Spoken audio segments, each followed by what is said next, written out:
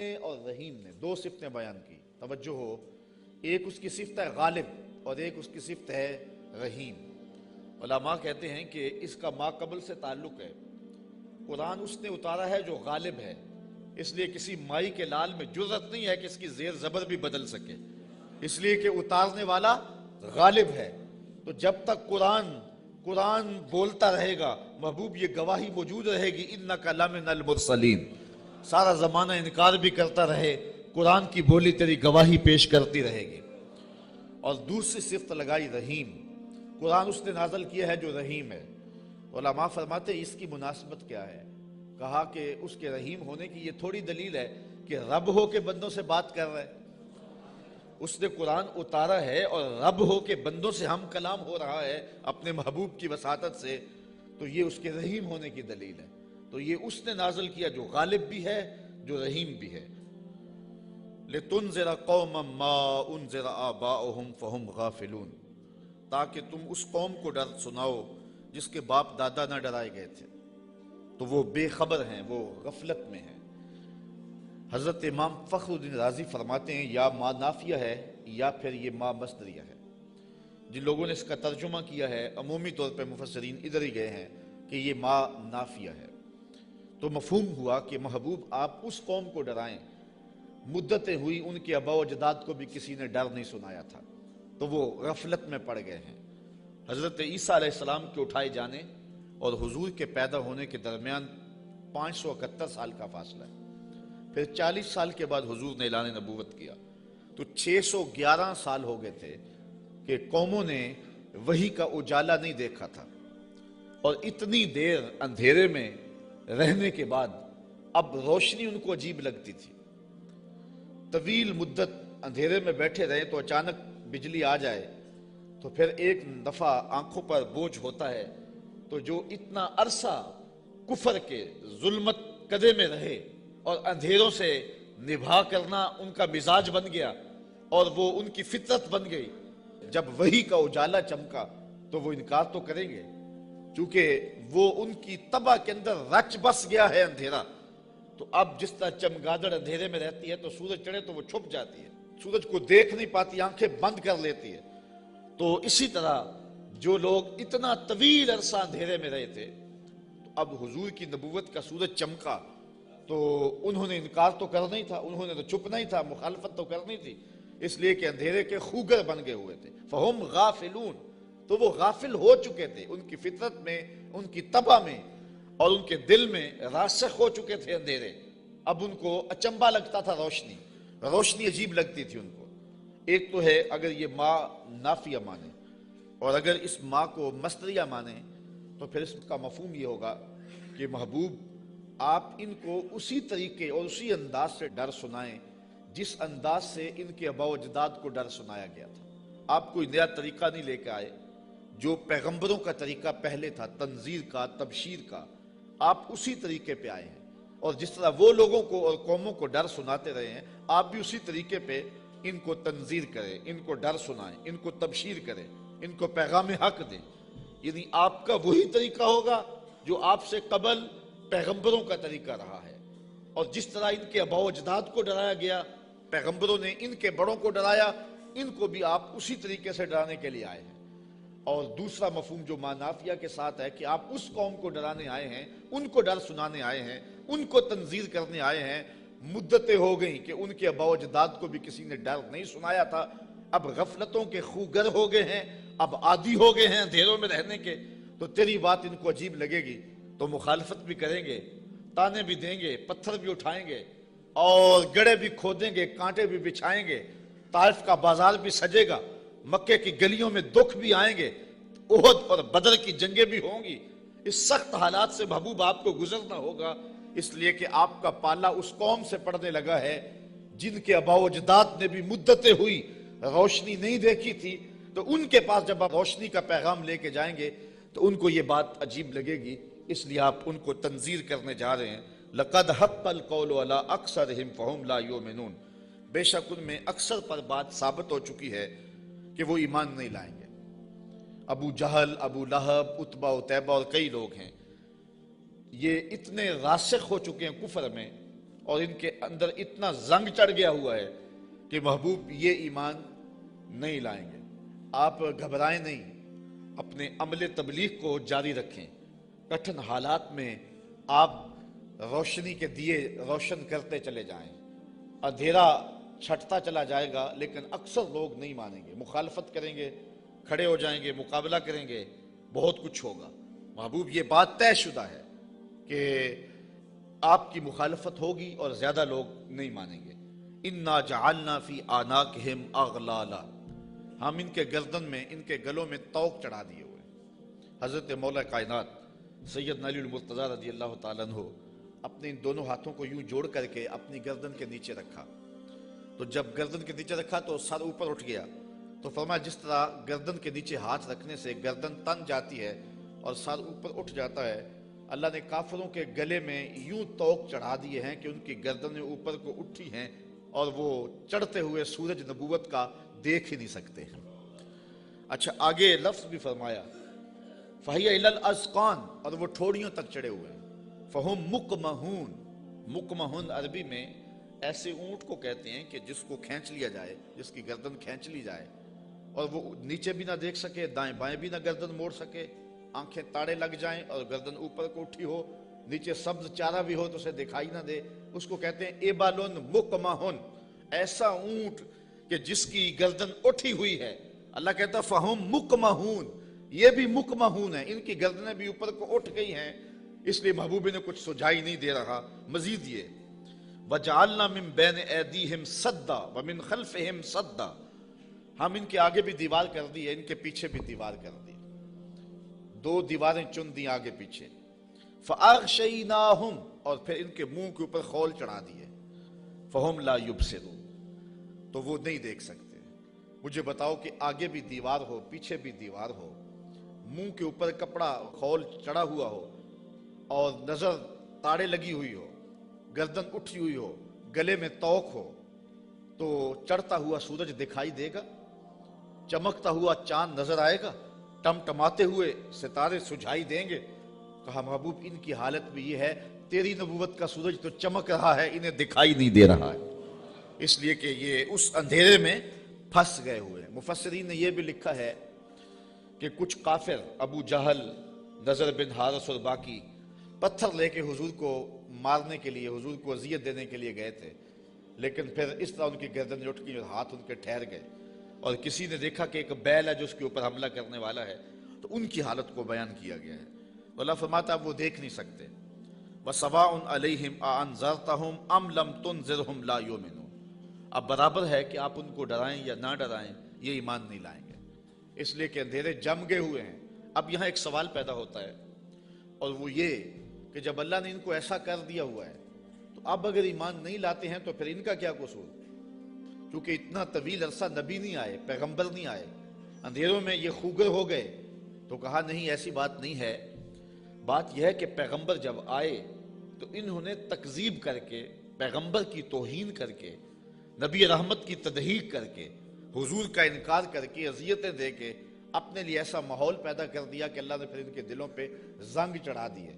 اب یہ کچھ دیکھ نہیں سکتے، تو یہ نہیں تھا کہ ان کو روشنی دی نہیں گئی تھی، ان کو اجالا فطرتاً بھی دیا گیا تھا، انہوں نے اسے بھی مسخ کر لیا، اور ان کو روشنی پیغمبر رحمت کے ذریعے سے بھی آئی تھی، انہوں نے اس کا بھی انکار کر دیا۔ اب اس حالت میں پہنچ گئے پیغمبر کی توہین کی وجہ سے کہ رب کی غیرت بھی جوش میں آئی، رب نے دیواریں چن دی، اب کچھ دکھائی دے نہیں رہا۔ یار اس سے بڑھ کر کیا بات ہے کہ چاند ٹکڑے ہو کے قدموں میں آئے اور یہ پھر بھی نہ مانے، سورج پلٹ کے عصر کے وقت پہ آئے، یہ پھر بھی نہ مانے، ابو جہل مٹھی میں کنکر لے کے آئے اور کہے آپ اللہ کے رسول ہیں، بتاؤ میری مٹھی میں کیا ہے، تو حضور بول کے کہیں میں بتاؤں یا جو مٹھی میں وہی بتا دے، تو اب بھی وہ نہ مانے اور کہے ھذا من سحر ابن ابی کبشہ، یہ ابو کبشہ کا جادو ہے جو سر چڑھ کے بول رہا ہے۔ تو یہ ان کے آگے پیچھے دیواریں نہیں ہیں تو اور کیا ہے، ورنہ اتنے واضح دلائل دیکھنے کے باوجود بھی ان کو نظر نہیں آ رہا، یا رشتہ دار بھی ہیں لیکن نظر نہیں آ رہا، پاس بیٹھتے بھی ہیں نظر نہیں آ رہا، اور بلال حبشے سے دیکھ رہا ہے، سلمان کو فارس سے دکھائی دے رہا ہے، اور صہیب کو روم سے نظر آ رہا ہے، کول ہندیاں بھی کہیں اپنا نہ جانے، دل والے آ کیا دلدار آ گئے. تو یہ اپنی اپنی قسمت کی کہانی ہے. تو کہا محبوب آپ ان کو ڈرائیں یا نہ ڈرائیں یہ ایمان نہیں لائیں گے. انما تنذر من اتبع الذکر وخشی الرحمن بالغیب فبشرہ بمغفرۃ واجر کریم. اچھا سوال پیدا ہوتا ہے جب لوگ تو ایمان لائیں گے نہیں, لوگ تو مانیں گے نہیں, انکار پہ انکار کرتے جائیں گے, دل اندھے ہو گئے ہیں, آگے پیچھے اوپر نیچے پردے ہی پردے ہیں, تو پھر تبلیغ کیوں کی جائے, تبلیغ عمل جاری کیوں رکھا جائے؟ جب زمین ہی بنجر ہے تو پھر بیج کیوں ڈالا جائے؟ جب زمین ہی جو ہے وہ شور اور کلر ہے تو پھر می برسنے سے ہوگا کیا؟ تو پھر تبلیغ کا عمل رک جانا چاہیے. کہا محبوب نہیں, تیرے کرم کا می برستا رہنا چاہیے, تیرے کرم کا می جو ہے وہ ان کے اوپر نازل ہوتا رہنا چاہیے. یہ نہیں مانیں گے, ایسے بھی ہیں. انما تنذر من اتبع الذکر. محبوب آپ اس کو ڈر سناؤ جو نصیحت کے پیچھے پیچھے چلے. ایک وہ ہے جو سنتے نہیں, اور ایک ہے جو جھولیاں پھیلا کے پیچھے پیچھے آ رہے ہیں. ایک وہ ہے کہ آپ سناتے ہیں کانوں میں انگلیاں ٹھونس لیتے ہیں, اگر سنائیں تو پھر بھی ایک کان سے سن کے دوسرے کان سے نکال لیتے. اور ایک وہ بھی ہیں کہ تو پہاڑ کی چوٹی پہ بیٹھا ہے اور محبت والا, آنکھوں میں ظاہری روشنی بھی نہیں رکھتا. عبداللہ ابن مکتوم حضور کی خوشبو سونگ سونگ کے پتھروں پہ اوپر چڑھتا ہوا پہاڑ پہ پہنچ جاتا ہے, اور آپ کی چوکھٹ پہ جولی پھیلا کے کہتا ہے کہ یا رسول اللہ علمنی ما علمک اللہ, اللہ نے جو آپ کو دیا میری جھولی میں بھی ڈال دیجئے. ایک سن نہیں رہے اور ایک پیچھے پیچھے آ رہا ہے. محبوب ایک سن نہیں رہے اور ایک جھولی پھیلا کے کہتا ہے چمک تجھ سے پاتے ہیں سب پانے والے, میرا دل بھی چمکا دے چمکانے والے. تو کہا محبوب وہ بھی ہیں جو نصیحت کے پیچھے پیچھے چلتے ہیں. وخشی الرحمن بالغیب, اور رحمان کو بن دیکھے رحمان سے ڈرنے والے. یہ لوگ ہیں جو تیری نصیحت کو قبول کریں گے, تیری بات کو قبول کریں گے. اللہ نے مختلف طبائع بنائی ہیں, سویر سے لے کر شام تک.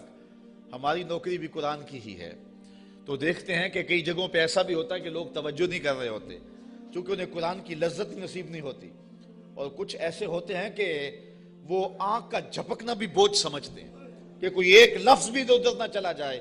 تو یہ اپنا اپنا ذوق ہے صاحب. جو بلبل کا ذوق ہے وہ چڑیا کو نہیں دیا گیا, اور جو پروانے کا ذوق ہے وہ مکھی کو نہیں دیا گیا, اور جو چکور کو پیار دیا گیا ہے چاند کا وہ کسی اور کو نہیں دیا گیا. تو قرآن کے لیے بھی اللہ نے دل رکھے ہیں, جو قرآن سنتے ہیں ان کی روح تک اترتا چلا جاتا ہے.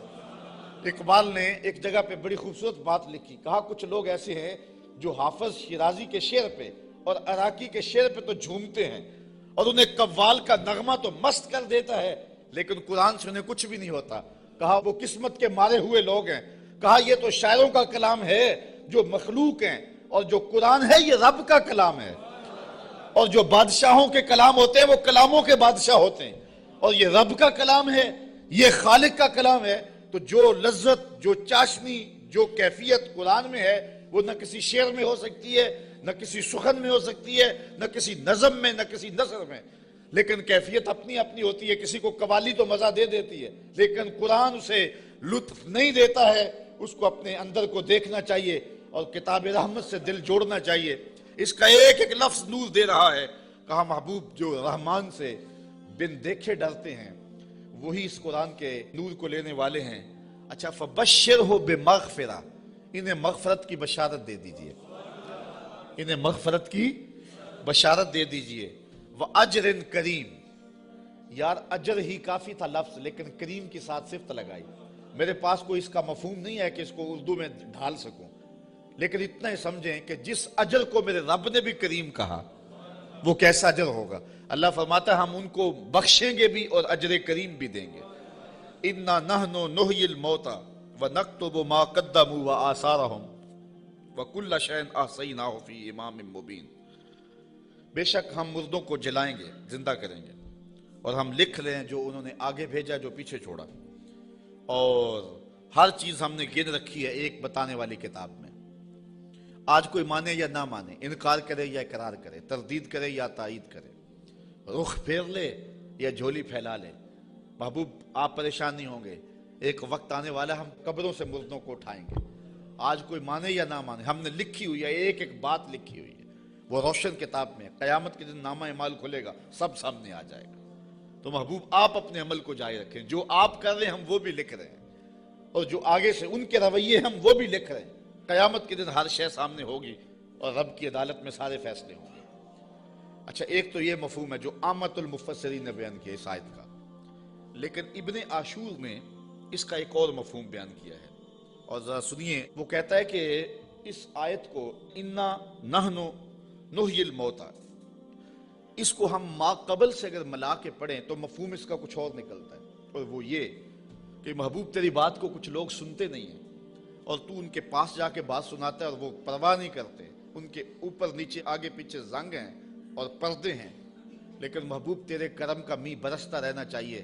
ایک دن آئے گا مردے بھی جی اٹھیں گے. محبوب تیرے کرم کا می برستا رہے، ایک دن آئے گا ان شور اور کلر زمینوں میں بھی پھول کھل اٹھیں گے. اس لیے تو کرم فرماتا رہے اور تو تبلیغ کا عمل جاری رکھ. روزانہ پتھر پہ بھی ایک قطرہ گرے تو ایک دن سوراخ وہاں بھی ہو جاتا ہے. اور محبوب تیری مٹھی بولی جاری رہنی چاہیے. ایک دن زمانہ تیرے کلمے پڑے گا. اور پھر فتح مکہ کے دن لوگوں نے دیکھا سب کے لبوں پہ ترانے میرے حضور کے ہی تھے. تو یہ ہے ایک مفہوم. اچھا، یہ بات بیان کرنے کے بعد جو اگلا رکوع ہے، مضمون لمبا نہ ہو جائے لیکن میں کچھ مضمون آپ کے سامنے رکھ دیتا ہوں اختصار کے ساتھ. اللہ نے اپنے محبوب کے غلاموں کو ان کٹھن حالات میں تسلی دی. وَضْرِبْ لَهُمْ مَثَلًا أَصْحَابَ الْقَرْيَةِ، محبوب انہیں اس شہر والے لوگوں کی کہانی سناؤ. یہ محبوب کے قلب کو اور حضور کے غلاموں کے دل کی تسکین کے لیے اللہ نے کہا، چونکہ کہانیوں کے ساتھ ویسے بھی انسان کا جو رجحان ہے وہ طبعی ہوتا ہے، فطری ہوتا ہے. کہانی کی طرف میلان ایک فطری ہے، انسان کی طبع میں رکھا گیا، شوق سے سنتا ہے.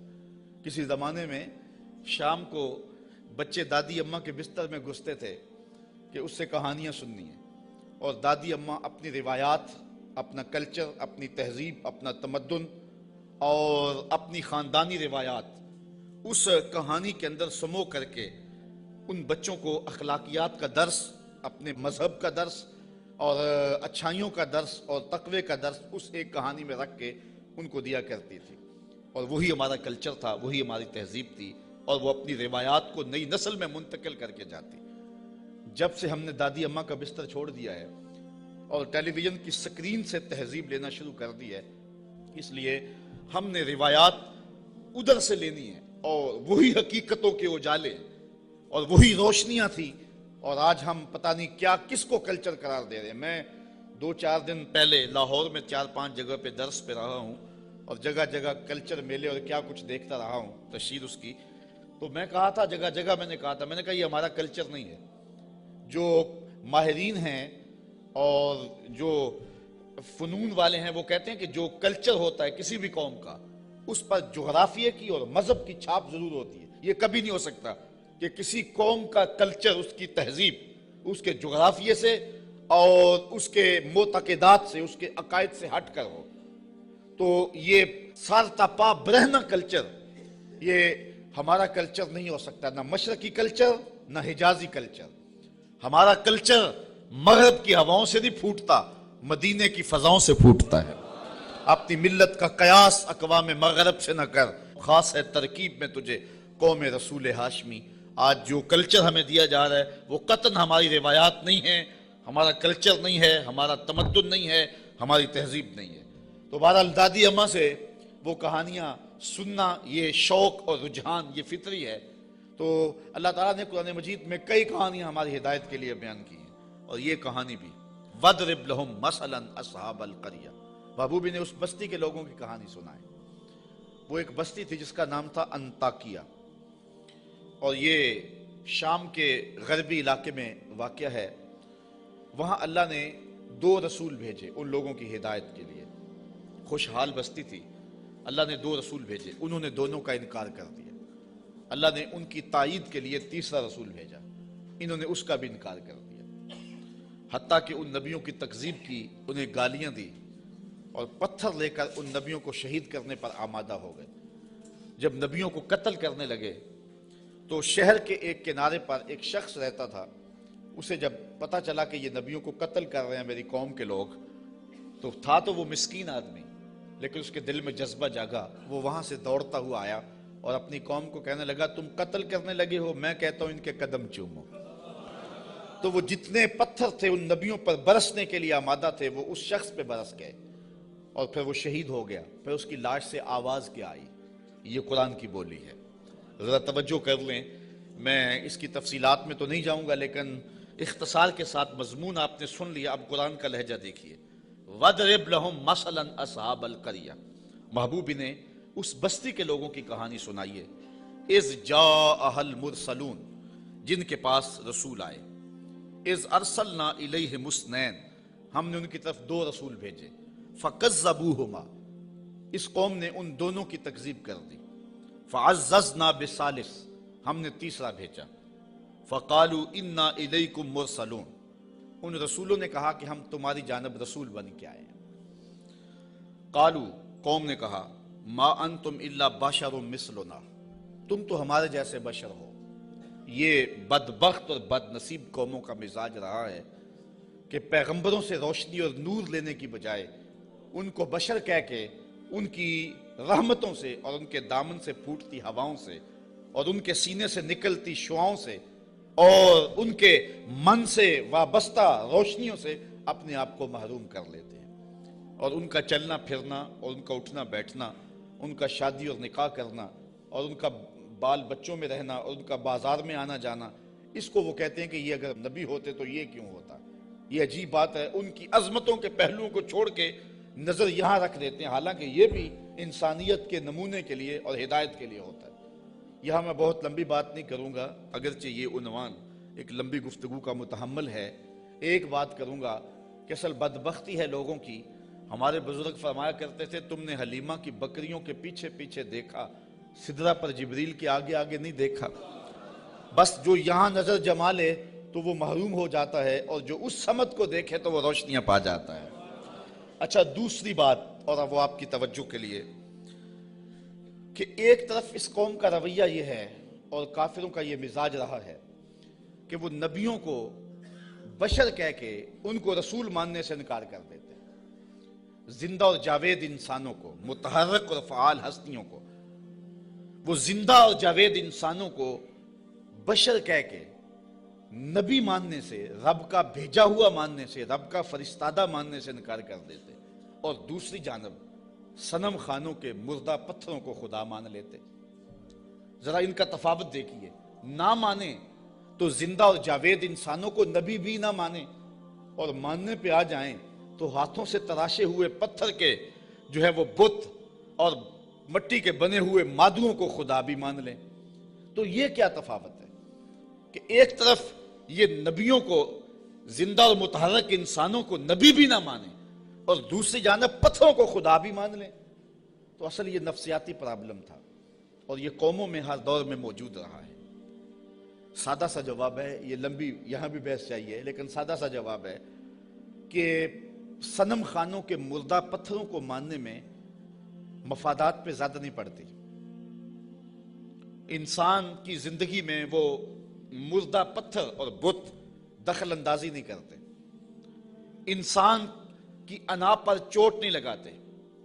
ایک پجاری زانی ہو، شرابی ہو، ڈاکو ہو، جو مرضی کرے، کبھی پتھروں نے بول کے نہیں کہا کہ یہ کیا کر رہے ہو، ہمیں بھی پوچھتے اور یہ کیا رویے رکھے ہوئے۔ ان کی جھوٹی انا کا بت بھی پلتا رہتا اور وہ سجدے بھی کرتے۔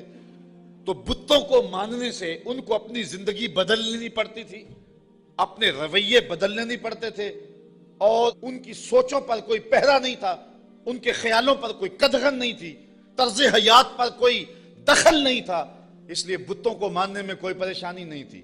اور نبیوں کو ماننے کا مقصد یہ تھا کہ سر سے لے کر پاؤں تک زندگی کے ایک ایک لمحے کو، معاشرت سے لے کر کے نجی زندگی سے لے کے سیاسی زندگی تک سب کچھ بدلنا پڑتا تھا، اور اپنی خواہشات کے جنازے کندھوں پہ اٹھا کے دفن کرنے کے بعد پھر نبیوں کے قدم چومنے پڑتے تھے۔ اس لیے نبیوں کو ماننے میں پرابلم تھا اور بتوں کو ماننے میں کوئی پرابلم نہیں تھا، اس لیے کہ بتوں کو ماننے میں کوئی مفادات پہ زیادتی نہیں پڑتی تھی، اور نبیوں کو ماننے کا مقصد یہ تھا پھر اپنی خواہش چھوڑنی پڑتی تھی۔ تیرے ہندیاں سندیاں محبوبہ، میں کافر ہوا جے میں ہوا، پھر تو اپنا آپ چھوڑنا پڑتا تھا نا۔ اس لیے وہ انسانوں کو نبی ماننے کے لیے تیار نہیں تھے اور پتھروں کو خدا ماننے کے لیے آمادہ ہو جاتے۔ آج بھی یہ نفسیات ہمارے اندر بھی پائے جاتے ہیں۔ ایک شخص 70 سال حدیث رسول پڑھاتا رہا، 80 سال اس نے قرآن کی نوکری کی، تو لوگ اس کے گرد اتنی تعداد میں جمع نہیں ہوتے، اور ایک بندہ دونی رما کے تموڑی شاہ بیٹھ جاتا ہے اور ساری قوم اس نانگے کے پیچھے بھاگ جاتی ہے، تو کچھ لوگ کہتے ہیں کہ پتہ نہیں اس میں کمال کیا ہے، کرنٹ کیا ہے۔ صاحب بات کرنٹ کی نہیں ہے، مفادات پہ زد نہیں پڑتی، اور اس شخص کے پاس آنا ہے تو زندگی بدلنی پڑتی ہے۔ اس لیے ان مردوں کو ماننے میں حرج نہیں ہے، اور ان فعال اور زندوں کو ماننے میں اپنی خواہشات کا جنازہ اٹھانا پڑتا ہے۔ لہذا انسان کا رجحان ادھر نہیں ہوتا ہے، انسان کا رجحان ادھر ہوتا ہے۔ یہ ایک انسان کی فطرت ہے۔ اس بات کو سمجھانے کے لیے میں آپ کو ایک بات سناؤں گا۔ میرا ایک دوست ہے پرانا، تو بچپن میں جن سے تعلق رہا ہو تو وہ کم ہی کسی کے لیے اعتقاد کا رشتہ رکھتے ہیں، لیکن یہ اللہ کا فضل ہے کہ میرے لیے اس کے دل میں بڑی محبت، حتیٰ کہ میرے ساتھ اس کا روحانی تعلق بھی ہے۔ تو اس کا ایک دوسرا دوست ہے، اور وہ میرا بھی دوست، اور وہ بہت زیادہ پڑھ لکھ بھی گیا ہے اس کی طرح۔ تو اس نے کہا یار دیکھ، میں بھی ایک اعلیٰ منصب پہ ہوں اور حضور کی سنت چہرے پہ ہے، تو تیرے دل کے اندر بھی اس شخص کے لیے محبتوں کے جذبے ہیں، تو بھی میری طرح اس شخص کے ساتھ اپنا باطن کا تعلق قائم کیوں نہیں کر لیتا۔ یہ ایک مرید کے دل میں خواہش ہوتی ہے کہ دوسرا شخص بھی میرے پیر سے وابستہ ہو جائے۔ اس فطری خواہش کے تحت اس نے اس کو دعوت پیش کی۔ تو اس نے جو جواب دیا، وہ جواب اس آیت کے مفہوم کو سمجھنے میں مدد دے گا۔ اس نے کہا کہ میں کبھی کبھی اس کی تقریر سنتا ہوں تو یار میں حساس آدمی ہوں، رات کو سو نہیں سکتا، تو جس کی تقریریں مجھے سونے نہیں دیتی، اگر میں اس سے تعلق جوڑ لیا وہ تو مجھے زندہ مار دے گا۔ اس لیے مجھے تو پیر ایسا چاہیے کہ جو سرانے کے نیچے رکھ کے آرام سے سو بھی سکوں، اور جس کو چاہوں تو لپیٹ کے جیب میں ڈال بھی سکوں۔ اس کے ساتھ تعلق کا یہ رشتہ مجھ سے تو نہیں نبھایا جائے گا۔ تو انسان چاہتا ہے، انسان کی طبع ہے، انسان کی فطرت ہے، جہاں مفادات پہ زد نہ پڑتی ہو تو لوگ وہاں دوڑتے ہیں، اور جہاں مفادات پہ زد ہوتی ہو، جہاں اپنا آپ بدلنا ہوتا ہے، وہاں صائب فکر کے لوگ ہی جاتے ہیں۔ وہ تھوڑے بھی ہوں، زیادہ بھی ہوں، اس سے غرض نہیں ہے، لیکن ہوتے صائب ہیں۔ تو ان کافروں کا مزاج یہ تھا کہ پیغمبروں کی یہ کہہ کے تکذیب کر دی کہ تم تو بشر ہو، اور صنم خانوں کے مردہ پتھروں کو خدا ماننے لگ جاتے۔ وما انزل الرحمن من شیء، کہنے لگے تمہارے اوپر رحمان نے کچھ نہیں اتارا۔ ان انتم الا تکذبون، تم تو معاذ اللہ جھوٹ بولتے۔ گالیاں دی، برا بھلا کہا، تکذیب کی نسبت کر دی۔ اچھا، جو شریف آدمی ہوتا ہے اس کا بھی اپنا مزاج ہوتا ہے۔ شریف آدمی سے کوئی الجھ بھی پڑے تو وہ اپنی شرافت کے دائرے سے نیچے نہیں آ سکتا۔ وہ کسی کو گالی بھی دے تو وہ بھی شائستہ انداز کے اندر اس کو سخت لفظ نہیں دیتا، چونکہ اس کی زبان متحمل نہیں ہوتی سخت لفظ کی۔ وہ شیخ سعدی نے لکھا ہے کہ ایک شخص کو کتے نے کاٹ لیا، تو وہ رات کو کرا رہا تھا، تو اس کی ایک چھوٹی سی بیٹی تھی، تو اس نے دیکھا کہ بار بار میرا باپ اٹھ کے کرا رہا ہے، تو اس نے غصے سے کہا، جب باپ چپ ہی نہیں کر رہا تھا، کرائے جا رہا تھا، کہا بابا بابا تو دندہ نہ داری، تجھے کتے نے جب کاٹا تھا تو تیرے دانت نہیں تھے؟ اس نے کہا پتر جب کتا کاٹے تو کتے کو آگے سے کاٹا نہیں جاتا۔ تو جو شریف آدمی ہوتا ہے وہ گالی کا متحمل نہیں ہوتا، اور کوئی سخت لفظ بھی کہے تو اس کو بھی تول کے بولتا ہے۔ اب ان کافروں نے تو گالیاں دی، پیغمبروں کو برا کہا، تکذیب کر دی۔ پیغمبروں نے جواب کیا دیا، ذرا سنیں اور زندگی کا حسن دیکھیں اور اچھے لوگوں کی عادات دیکھیں۔ اللہ اکبر۔ تو ان پیغمبروں نے کہا قالوا ربنا یعلم انا الیکم لمرسلون، ہمارا رب جانتا ہم رسول ہیں۔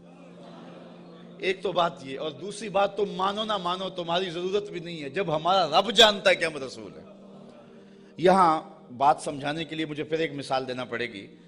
اوچ شریف سے بزرگ تشریف لائے راول پنڈی، تو علاقہ بھر کے جو سادات تھے وہ اپنے اپنے شجرے لے کر کے تصدیق کے لیے ان کے پاس پہنچے، چونکہ یہ جد امجد ہیں سادات کے۔ تو پیر میر علی شاہ صاحب نہیں گئے، تو کسی نے پیر صاحب سے کہا کہ حضرت سارا زمانہ آیا ہے اور اپنے شجروں کی تصدیق کروائی ہے، آپ نہیں گئے؟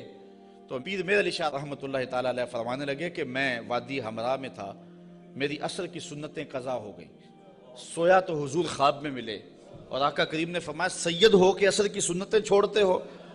تو کہا میرے لیے یہ سند ہی کافی ہے کہ حضور نے کہہ دیا سید ہو کے عصر کی سنتیں چھوڑتے ہو، جب حضور نے سید کہہ دیا اب مجھے کسی اور کی تصدیق کی لوڑ ہی نہیں ہے۔ تو کہا تم مانو نہ مانو ہمارا رب کہتا ہے کہ ہم رسول ہیں، یہی سند کافی ہے کہ ہمارا رب کہہ رہا ہے کہ ہمیں رسول ہے۔ اچھا، اگر آپ کی توجہ ہو تو اس سے ایک اور بات میں آپ کے سامنے رکھنا چاہوں گا، جو سچا آدمی ہوتا ہے اس کی طبع کے اندر ایک اطمینان ہوتا ہے، اور جو جھوٹا آدمی ہوتا ہے اس کو کبھی بھی سکون نہیں ملتا، وہ سیاست کے روپ میں ہو، وہ مشائخ کے روپ میں ہو، وہ عالم کے روپ میں ہو، وہ کسی اور بھی روپ میں ہو، اس نے ایک جماعت رکھی ہوتی ہے اپنی تعریف و توصیف کروانے والی، بھنڈ قسم کے لوگ اس کے ساتھ ہوتے ہیں جو زمین سے آسمان تک اس کو اٹھا کے لے جاتے ہیں۔ چونکہ بڑا تعلق مذہبی طبقے سے ہے، ہم دیکھتے ہیں کہ بعض لوگوں کو انہوں نے اپنے ساتھ بھنڈ قسم کے مولوی رکھے ہوئے ہوتے ہیں جو انہیں قطب زماں تو غوث زماں پتہ نہیں کیا کیا کہہ رہے ہوتے ہیں، لیکن ہم ان لوگوں کے چہروں پہ دیکھتے ہیں ان کے اندر چور بول رہا ہوتا ہے۔ اور اسی طرح جس طرح جھوٹا آدمی اس کا سارا زمانہ بھی تعریف کرے تو اسے تو پتہ ہوتا ہے، تو وہ اندر جو ضمیر ہے اس کا ملامت کرتا ہے، اور اس کی پیشانی پہ کچھ لکھا ہوتا ہے جو بصیرت والے لوگ پڑھتے ہیں۔ اسی طرح جو سچا آدمی ہوتا ہے سارا زمانہ مخالفت بھی کرے اور زمانہ گالیاں بھی دے، سچ اس کی پیشانی پہ بول رہا ہوتا ہے، اسے کوئی ضرورت نہیں ہوتی کہ کوئی مجھے کہے کہ تو اچھا ہے، سارا زمانہ مخالف بھی ہو جائے اسے یہ پرواہ نہیں ہوتی۔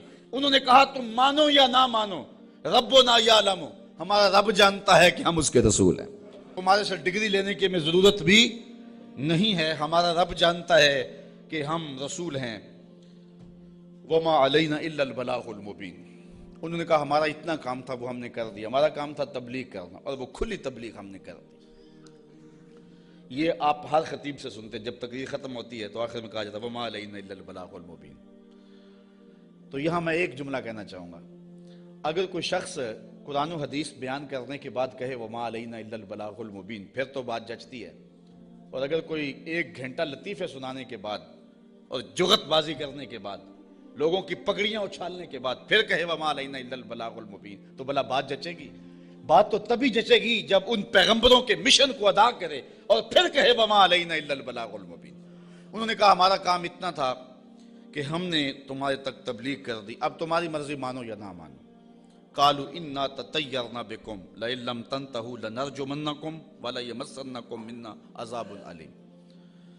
کہنے لگے معاذ اللہ ہم تمہیں منحوس سمجھتے ہیں، نحوست کی نسبت ان نبیوں کی طرف کر دی، اور مفسرین نے لکھا ہے کہ بارش بھی زیادہ ہو جاتی تو کہتے ہیں ان کی وجہ سے، کبھی دھوپ کڑاکے کی لگ جاتی تو کہتے ہیں ان کی وجہ سے، کبھی کوئی چلتے چلتے کوئی گر جاتا تو کہتے ہیں ان کی وجہ سے، یعنی جو بھی انہیں کوئی تکلیف پہنچتی تو وہ الزام دیتے پیغمبروں پہ کہ یہ آئے ہیں 3 لوگ ہماری بستی میں، اس وجہ سے ہمیں یہ تکلیفیں آ رہی ہیں۔ انہوں نے کہا لئن لم تنتہوا، اگر تم نہ رکے باز نہ آئے، اس قوم نے ان 3 پیغمبروں کو الٹیمیٹم دیا، اگر تم نہ رکے تبلیغ کا عمل نہ چھوڑا لنرجمنکم، ہم تمہارے اوپر پتھر برسائیں گے، ولیمسنکم منا عذاب علیم، اور بے شک ہمارے ہاتھوں تم بہت دکھ میں مبتلا ہو جاؤ گے، تمہیں بڑی سزا دیں گے، تکلیف دیں گے۔ انہوں نے جواب میں کیا کہا؟ قالوا طائرکم معکم، کہا تمہاری نحوست تمہارے ساتھ، تمہاری نحوست تمہارے ساتھ ہی ہے۔ اَإِن ذُكِّرْتُمْ، تم یہ سب کچھ اس لیے کر رہے ہو کہ ہم تمہیں نصیحت کر رہے ہیں، ہم تمہیں ڈرا رہے ہیں، تمہیں ہم تذکیر کر رہے ہیں، اور جس کے اندر چور ہو تذکیر اس کو دکھن دیتی ہے اور اس کو تکلیف ہوتی ہے۔ بل انتم قوم مسرفون، تم حد سے تجاوز کرنے والے لوگ ہو۔ اچھا جب انہوں نے یہ کہا تو قوم نے پتھر پکڑ لیے، کسی نے چھری پکڑی ہے، کسی نے تلوار پکڑی ہے، کسی نے ٹوکا پکڑا ہے، کسی نے کلہاڑا پکڑا ہے، کسی نے پتھر پکڑے ہیں، کسی نے ڈنڈا پکڑا ہے، جو کسی کے ہاتھ میں آیا میدان میں لے آئے 3 پیغمبروں کو، اور ان کو قتل کرنے کے لیے قوم امڑ آئی۔ اب جب ان پیغمبروں کو شہید کرنے کے لیے لوگ آمادہ ہوئے تو پھر شہر کے کنارے وہ شخص آیا، میں بالکل چھوٹا تھا، 12 یا 13 سال کی عمر ہوگی، میرے والد گرامی رحمت اللہ تعالیٰ علیہ فجر کی نماز میں سورہ یاسین پڑھا کرتے تھے، اور جب اس آیت پہ آتے تو حالت ان کی بھی ہوتی کہ بلک بلک کے رو پڑیں گے، اور مجھے بھی نہیں پتا کہ دل میں کیا اترتا تھا، اس وقت تو پتا نہیں تھا، چھوٹے تھے، لیکن بعد میں جب مفہوم سمجھ میں آیا تو پھر پتا چلا کہ اس آیت میں کیا ہے۔ اس کا ترجمہ تو میں آپ کے سامنے رکھوں گا ہی، لیکن آپ لفظوں پہ بھی غور کرنا، لفظوں کی کشش کیا ہے۔ وہ حبیب نجار نامی شخص تھا جو شہر کے کنارے ایک جو ہے وہ غار میں رہتا تھا، اور جب یہ انطاکیہ میں پیغمبر داخل ہوئے تو سب سے پہلے ملاقات اس سے ہی ہوئی۔ اس کو 70 سال ہو گئے تھے، ایک بیماری میں مبتلا تھا اور روزانہ بتوں کے آگے ہاتھ جوڑ کے معافی مانگتا تھا۔ اور اپنی شفا کا عرض کرتا تھا۔ تو پیغمبروں نے جب توحید کی دعوت دی، بتوں کو چھوڑنے کا کہا، تو اس نے کہا کہ تمہارا رب کیا کر سکتا ہے؟ کہا کہ جن بتوں سے 70 سال ہو گئے تو معافی مانگتا ہے اور شفا مانگتا ہے، انہوں نے نہیں دی، ہمارا رب تجھے ایک لمحے میں شفا دینے پہ قادر ہے۔ اس نے کہا کیسے؟ ان پیغمبروں نے ہاتھ اٹھائے۔ اچھا یار، پیغمبر تو ایک ہی ہاتھ اٹھا لے اور پھر 3 پیغمبروں نے ہاتھ اٹھائے ہوں گے تو پھر کیفیت تو کچھ اور ہی ہوئی ہو۔ اچھا، اس کی بیماری ختم ہو گئی، فوراً ٹھیک ہوا، اپنے گھر میں رہ کے ذکر فکر میں لگا رہتا تھا۔ یہ پیغمبر تبلیغ کرتے رہے۔ جب قوم نے ان پیغمبروں کو شہید کرنے کا ارادہ کر لیا، وہ دور شہر کے کنارے پہ رہتا تھا اور اس کا گھر کوئی اونچائی پہ تھا اور کسی غار میں رہتا تھا۔ اس نے دیکھا کہ میدان میں لوگ جمع ہیں اور نبیوں کو شہید کرنے پہ آمادہ ہیں۔ پھر وہ وہاں سے آیا۔ اب قرآن کے لفظ یہاں دیکھیے، یہی حبیب نجار صاحب یاسین ہے۔ ذرا غور تو کرو، قرآن کی نوکری کرنے والوں، دعوت دین دینے والوں، اپنے آپ کو بہت بڑا سمجھو اس اعتبار سے کہ تمہیں یہ سعادت مندی نصیب ہوئی ہے۔ اللہ نے کس اہتمام سے شخص کا ذکر کیا۔ پھر کیا ہوا؟ وَجَاءَ مِنْ أَقْصَى الْمَدِينَةِ رَجُلٌ يَسْعَى، شہر کے پرلے کنارے سے ایک مرد دوڑتا ہوا آیا۔ یار وہ کیسا مرد تھا جس کو رب نے بھی مرد کہہ کے پکارا، وہ جس کو رب نے بھی مرد کہہ کے پکارا، کیونکہ سارا ماحول مخالفت میں ہے اور وہ واقعی مرد تھا، اکیلا آ گیا۔ وَجَاءَ مِنْ أَقْصَى الْمَدِينَةِ رَجُلٌ يَسْعَى، شہر کے پرلے کنارے سے ایک مرد دوڑتا ہوا آیا۔ قال یا قوم اتبعوا المرسلین، کہا میری قوم رسولوں کی اتباع کرو، ان کی مخالفت نہ کرو۔ ان کو پتھر مارنے لگے ہو، میں کہتا ہوں ان کے قدم چومو۔ اتبعوا من لا يسألكم اجرا وهم مهتدون، ایسوں کی پیروی کرو جو تم سے کچھ مانگتے بھی نہیں اور ہیں بھی سیدھی راہ پہ۔ تو مفسرین فرماتے ہیں پیروی اس کی کرنی چاہیے جس میں 2 کوالٹیاں ہوں، ایک لالچ مزاج نہ ہو اور دوسرا سیدھی راہ کا مسافر۔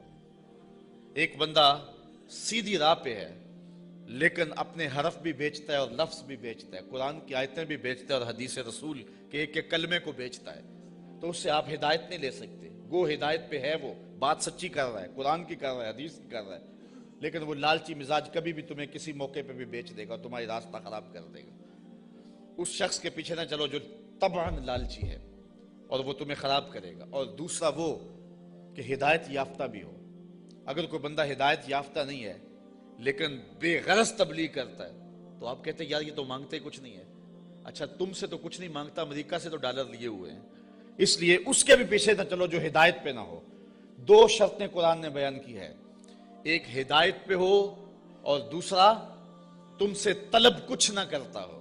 مجھے معاف کرنا، میں پہلے بڑا ماتوب ہوں، لیکن آج جو قیامت توڑی جا رہی ہے، چاہے نعت خوانوں کے روپ میں ہو یا علماء کے روپ میں ہو، یہ جو پہلے ایڈوانس لیے جاتے ہیں اور بعد میں نذرانے وصول کیے جاتے ہیں، اور یہ کیا کیا ریٹ مقرر ہوئے ہیں، یہ کس دین کی کہانی ہے؟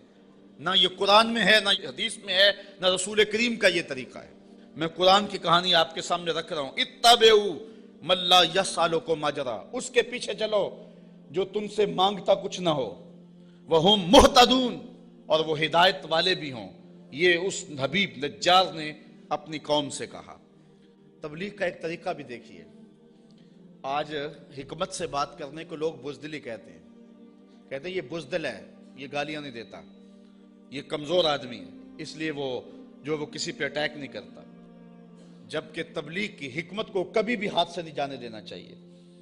مجھے بتاؤ کہ سارا مجمع مخالف ہے اور سارا زمانہ دشمن ہے، اور جو اکیلا ہی اپنی غار سے نکل کے آیا وہ بزدل تھا یا دلیر تھا؟ قرآن نے بھی اس کو مرد کہا ہے نا، لیکن اس کا تبلیغ کا سٹائل دیکھیے۔ اس نے یہ نہیں کہا کیوں نہیں مانتے، اس نے بھی تبلیغ کا سٹائل یہ دیا، کہا میں اس کو کیوں نہ پوجوں جس نے مجھے پیدا کیا۔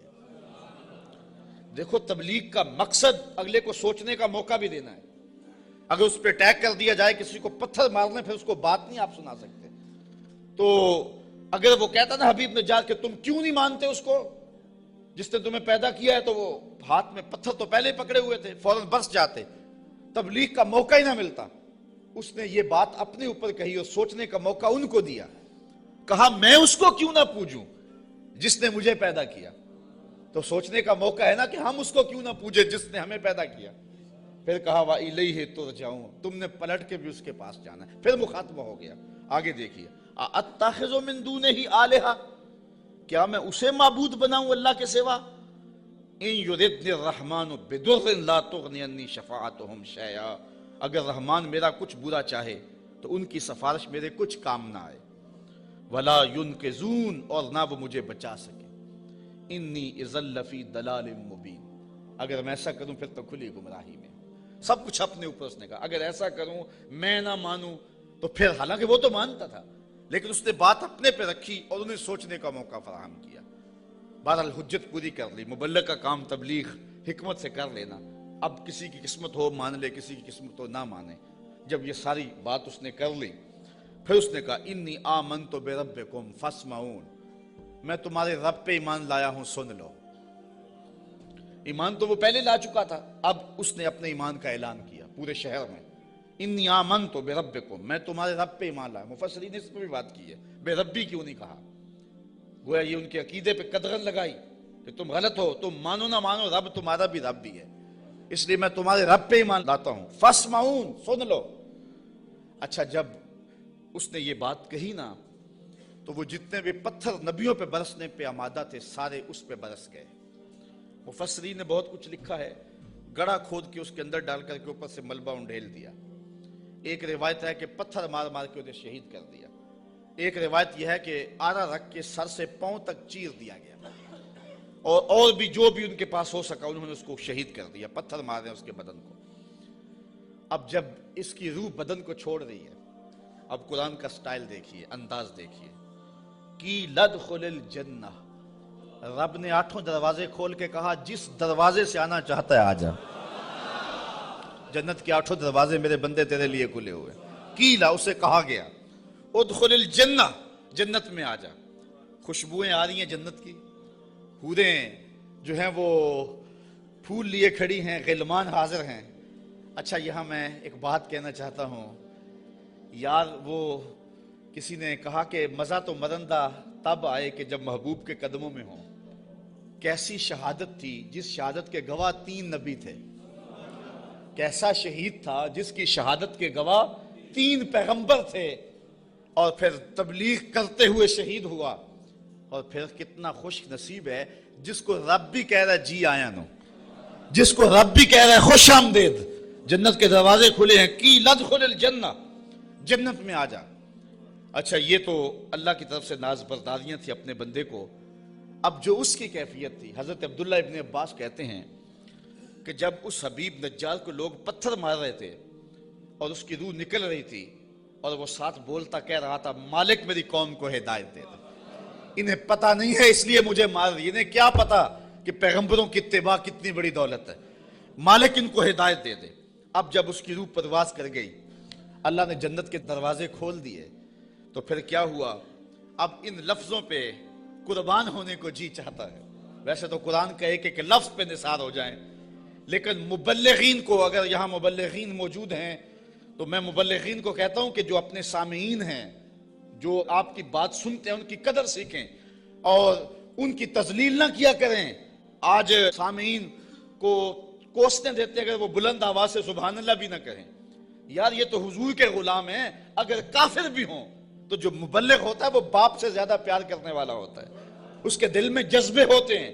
مجھے کسی نے کہا کہ آپ 8 یا 10 یا 6 سال ہو گئے مختلف جگہوں پہ درس قرآن دیتے ہوئے، تو یار کوئی 3 سال 4 سال مسلسل نعت خواں آئے کسی مجلس میں اور وہ پیسے بھی بے شمار لیتا ہے تو لوگ اس کی تاج پوشی کرتے ہیں کہ اس کی بڑی خدمات ہیں. آپ کی کسی شہر میں تاج پوشی کی گئی ہے. میں نے کہا یار اس سے بڑا اعزاز کیا ہے کہ اتنے لوگ کتاب رحمت کو سننے کے لیے آتے ہیں اور ان کے آنکھوں میں جو پیار لکھا ہوا ہوتا ہے اور ان کی پیشانیوں پہ جو محبت لکھی ہوئی ہوتی ہے، ساری زندگی کی تھکن جو ہے وہ ایک مسکراہٹ سے دور ہو جاتی ہے. تو یہ تو دنیا کی چیزیں ہیں، ان کی تو حیثیت ہی نہیں ہے، ان چیزوں کی تو اوقات ہی باقی نہیں رہتی. اگر بعد میں ان کے خلاف باتیں کرتے رہے اور ویسے ان کے سر پہ تاج پہناتے رہے تو یہ تو کوئی بات نہ ہوئی. پیار وہ ہوتا ہے جو دل دیتا ہے. میں نے کہا کہ وہ میں ان سے نوٹ تو نہیں مانتا. ایک بندہ کہنے لگا کتنے پیسے لیتے ہو؟ میں نے کہا بندہ پورے کا پورا ہی لے لیتا ہوں. جب کسی کے پاس جاتا ہوں پھر وہ میرا ہی ہو جاتا ہے, بھاگتا رہتا ہے پیچھے پیچھے.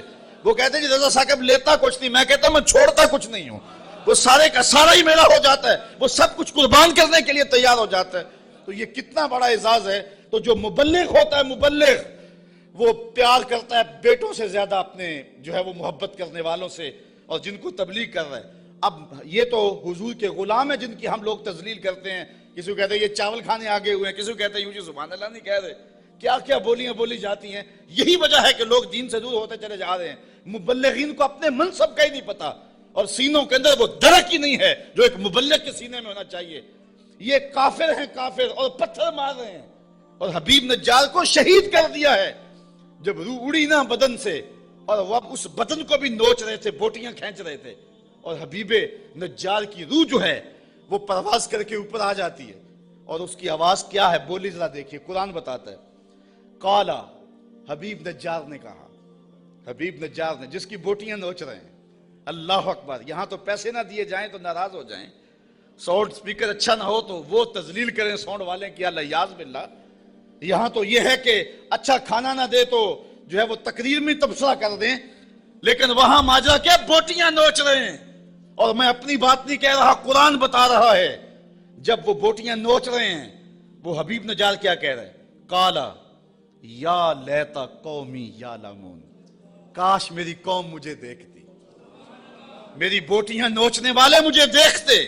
بما غفر لی ربی, میرے رب نے مجھے بخش دیا ہے, میرے رب نے مجھے بخش دیا ہے. اچھا بخشا کیوں ہے؟ مفسرین نے یہاں 3 قول بیان کیے ہیں. حبیب نجار کہتا ہے میری قوم کو پتہ چل جائے کہ میرے رب نے کیوں بخشا ہے. ایک تو وجہ یہ ہے کہ میں نے ان پیغمبروں کے قدم چومے, مجھے تو قتل کر لیا ہے, اگر انہیں پتہ چل جائے کہ مجھے رب نے کیوں بخشا ہے تو چلو مجھے تو قتل کر لیا, ان پیغمبروں کے قدم چوم لے, اب بھی بچ جائیں. دوسری بات, بما غفر علی, اللہ نے مجھے کس وجہ سے بخشا ہے؟ اچھا توحید پر ایمان لانے کی وجہ سے, اور بتوں کو چھوڑنے کی وجہ سے, اور یہ بھی چھوڑ دیں اور ان پیغمبروں کو مان لیں. اور تیسری بات, یہ میرے بدن کو نوچ رہے ہیں اور کہتے ہیں دیکھو مار دیا, آیا تھا توحید کا پرستار, دیکھو ہم نے پڑخچے اڑا دیے, یہ مجھے ذلیل کر رہے ہیں, لیکن یہی ذلت میری عزت کا سبب بن گئی, یہی شہادت میرے سر پہ عزتوں کا تاج رکھ گئی. وہ کہتا ہے کہ کاش انہیں پتہ چل جائے کہ میرے رب نے میری عزت افزائی کیا کی ہے. وَجَعَلَنِي مِنَ الْمُكْرَمِينَ, اور مجھے عزت والوں میں کیا ہے, مجھے وقار کی مسند بچھا کے دیے اور مجھے عزت کے تخت پہ بٹھایا ہے. وہ یہ آرزو کر رہا ہے کاش کہ میری قوم کو پتہ چل جاتا. پھر قوم نے حبیب نجار سمیت ان 3 نبیوں کو بھی شہید کر دیا. پھر اللہ کا کیا عذاب ان کے اوپر نازل ہوا, اور کس طرح وہ اللہ کی پکڑ میں آئے, اور پیغمبروں کو شہید کرنے اور حق کی آواز کو مسترد کرنے کی سزا کیا ہوتی ہے